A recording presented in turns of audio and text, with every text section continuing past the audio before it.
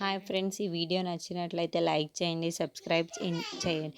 ఇంట్లో ఉన్న వాళ్ళందరి ముందు రాహుల్ నువ్వైనా ఏమైనా సంతకం చేశావా అని చెప్పేసి అడుగుతూ ఉంటాడు.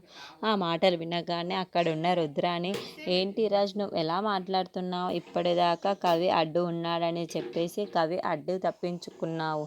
ఇప్పుడేమో రాహుల్ అడ్డు ఉన్నాడని ఇప్పుడిప్పుడే కంపెనీకి వెళ్తున్నాడు. ఇప్పుడు రాహుల్ని కూడా జైలుకి పంపించేస్తే నీకు సరైపోతుంది కదా. అలాగైతేనే నువ్వు ప్రశాంతంగా ఈ ఆస్తిని మొత్తం అనుభవించవచ్చు కదా అని చెప్పేసి అంటూ ఉంటుంది. ఆ మాటలు వినగానే ఇంట్లో ఉన్న వాళ్ళందరూ ఒక్కసారిగా షాక్ అయిపోతూ ఉంటారు.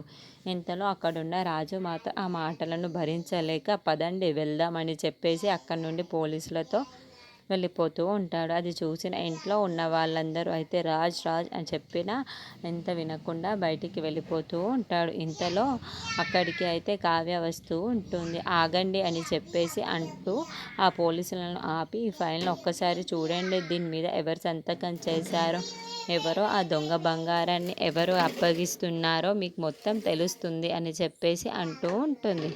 ఆ మాటలు వినగానే అక్కడున్న పోలీస్ ఆఫీసర్ అయితే ఆ ఫైల్ మొత్తం చూసి, దీనన్నింటికి బాధ్యుడు ఆ రాహులే అని చెప్పేసి అంటూ ఉంటాడు. ఆ మాటలు వినగానే అక్కడున్న రాహుల్ అయితే ఒక్కసారిగా షాక్ అయిపోతూ ఉంటాడు. ఇంతలో అక్కడున్న రుద్రాని కూడా, ఏంటి ఇదంతా చేసింది రాహుల్లా అని చెప్పేసి అనుకుంటూ ఒక్కసారిగా షాక్ అయిపోతూ ఉంటుంది. ఇంతలో అక్కడున్న రాహుల్ మాత్రం, ఏంటి ఇప్పుడు తెలిసిపోయింది, నా పరిస్థితి ఏంటి అని చెప్పేసి చాలా టెన్షన్ పడిపోతూ ఉంటాడు.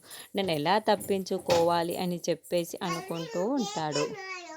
అక్కడున్న అపర్ణాదేవి అయితే ఇదంతా చేసింది వాడే, నా కొడుకుని ఇరికించారు అని చెప్పేసి అనుకుంటూ ఉంటుంది.